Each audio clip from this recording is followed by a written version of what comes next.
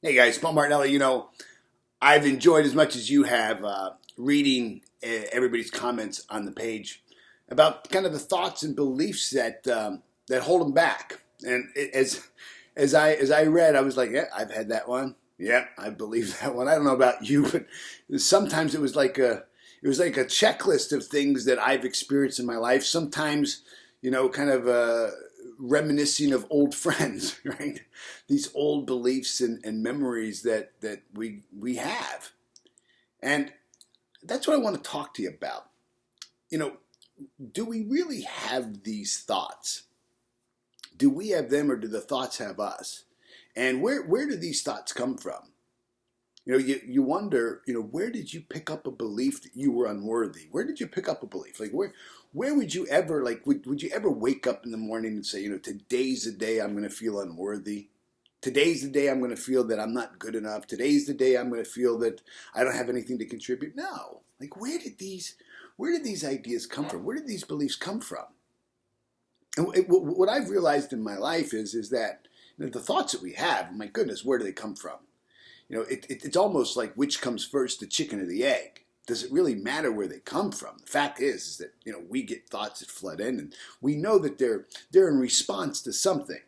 Now, obviously, in our conscious mind, we're not choosing the thoughts, so they seem to kind of just pop in out of nowhere. But they're in response to probably something that our subconscious mind has picked up and tuned into, and brings then to our conscious awareness. And it's filtered through all of our past experiences and all of our past beliefs. And one thing that I've come to realize as I've kind of grown through changing some of these limiting beliefs and kind of taking the helm of thought, as James Allen talks about in As A Man Thinketh, is that for a long time I believed my thoughts. I thought, if the thought comes into my mind, it must be real. It must be real. And the truth is that it is real. Those thoughts that you have about you being, unworthy, those are real. Not you being unworthy, but the thought. The thought of you not being good enough. That's real. Not you being good enough. The thought. Now, the thought itself may be real, but it could be a lie. See, what I've come to realize is that it's very common and highly likely that you believe all kinds of things about yourself that aren't true. That it's very possible that you believe a lie. And when you begin to look at that and you realize, how many lies did I buy into? Like, if I were to ask you, think about this limiting thought or belief, and I were to ask you to really, let's just stop for a moment and tell me, where did that come from? Like, when did you pick that up? Well, was it did you start thinking you were unworthy yesterday? No? Okay. How about last week? Is that when you started? Last week. What happened last week that you started to think you were unworthy? No, Paul, it wasn't last week. Okay, how about last month? Was it last month? Was that the month you picked that you were unworthy? No? Okay. Was it 6 months ago? Maybe 6 months ago. Tell me what happened 6 months ago where you began to believe you're unworthy. No, it's been longer than that. And if you start to kind of track back, you're going to find that you may not even remember where you picked up this BS, this belief system. You could have been 4 or 5 years old and probably were. And let's think. What else did you believe to be true when you were 4 or 5 years old? Well, I can just speak from experience. For me, I believed that there was a fat man that lived at the North Pole that had little elves and reindeer that could fly, and he delivered, toys to all the boys and girls in the world, had a big long list, and kept score against me all year long, whether I was good or bad. I believed that if one of my teeth came out, I would go to bed at night, and then a tooth fairy would come into my bedroom, take my tooth, and leave a quarter or a nickel, usually.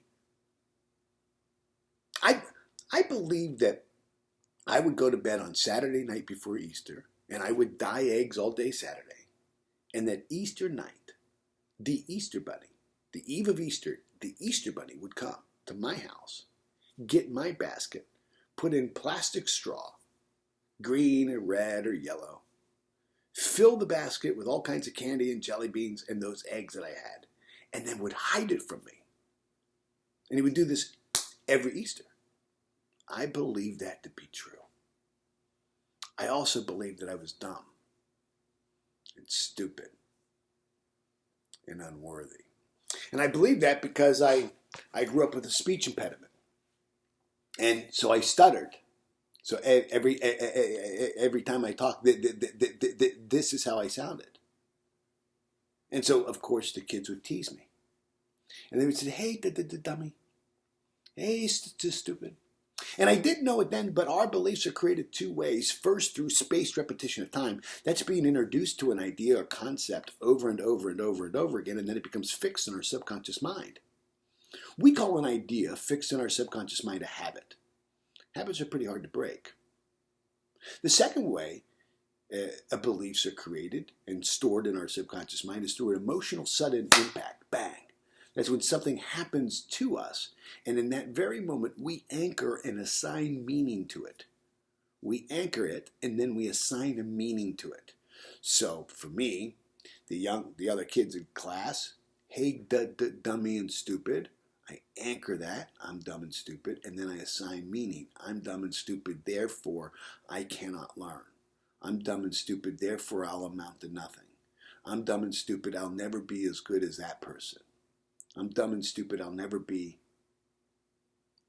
And so, in this course, what we're going to do is we're going to spend time with you helping you understand how to take control.